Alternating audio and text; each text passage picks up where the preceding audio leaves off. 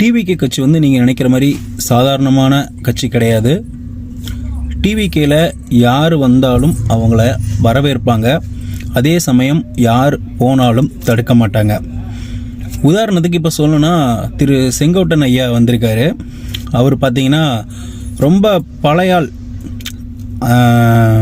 Retail சின்னத்தில் எம்ஜிஆர் கூட இருந்து, ஜெயலலிதா கூட இருந்து, இவங்க கூட ட்ராவல் பண்ணி இப்போ பழனிசாமி கூட இருந்து எந்த பதவியுமே வேணான்னு சொல்லி ராஜினாமா பண்ணிவிட்டு அடிப்படை உறுப்பினர் கூட வேணான்னு சொல்லி இப்போ வந்து விஜய் அண்ணா கூட தவக்கல வந்து சேர்ந்திருக்காரு.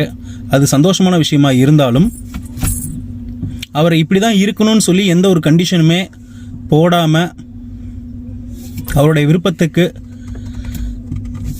விட்டு இன்றைக்கி அழகு பார்க்குற நம்ம விஜய் அண்ணாவுடைய கேரக்டர் இதிலே நீங்கள் புரிஞ்சுக்கணும்.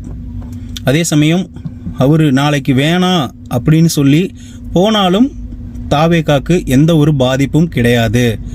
ஏன் நான் அப்படி சொல்கிறேன்னா, செங்கோட்டையன் வந்து பார்த்திங்கன்னா ஒரு பழைய ஆளாக இருக்கலாம்.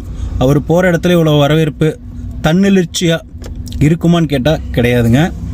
தாவேக்கால இணைஞ்சதுக்கப்புறமா தான் இந்த மாதிரியான எழுச்சிலாம் அவருக்கு இருக்குன்னு நான் நம்புகிறேன்.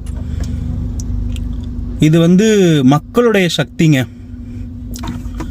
வெகுஜன ஏழைகளாக இருக்கட்டும், எல்லாத்தோடைய வெறுப்பும் இருக்குது. இதில் ஆளும் கட்சி மேலே இருக்க வெறுப்பும் இருக்குது. அதனால் யார் வந்தாலும் யார் சென்றாலும் கவலை இல்லை. வந்தவங்களை வரவேற்கும் தாவேகா.